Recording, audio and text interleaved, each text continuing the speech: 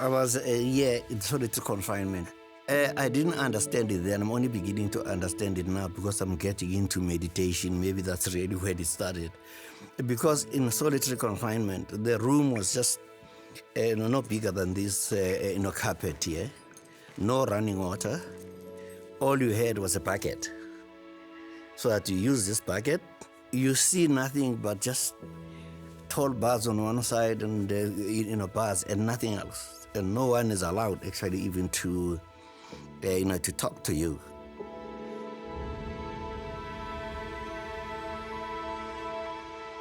So you have got to do inside. So I decided that I am going to try and remember all the poems I learned by rote, and then spend time in analyzing them and putting them so that even when I wanted to think about other things, what must come into my mind will be, if time past and time present are both contained in time future and time future contained in time past, then all time is irredeemable. I'll go to T.S. Eliot, I'll go to Mazisi Gunene, then you live with that.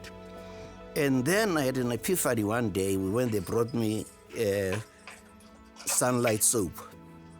I looked at the sunlight soap and I looked at my hands, I looked at my fingers. I started growing my fingers, then began carving statues out of my sunlight soap. So that when I felt dirty, I would wash with my artwork.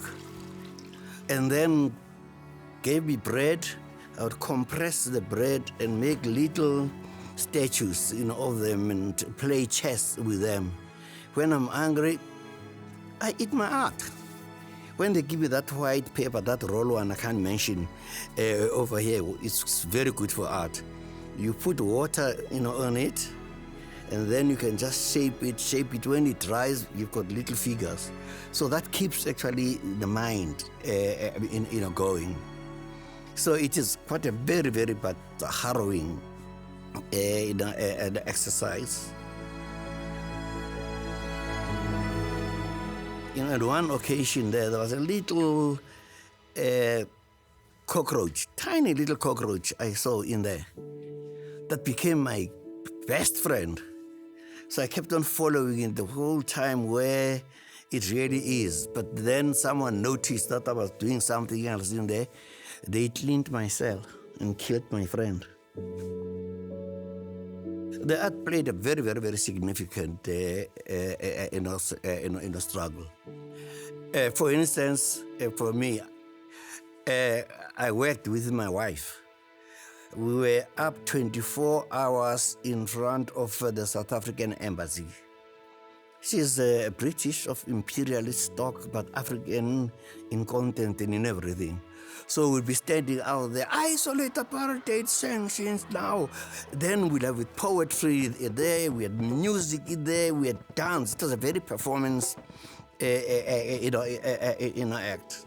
Then after that, of course, we'd have exhibitions in Germany, the Netherlands, the United States, everywhere. We're meeting up with the Huma Sikelas, the Miriam Makevas, and all of these people all coming together. But where it became more significant for me is that when I got to London, then my wife and I met a couple, Paul and Ruth, the wife.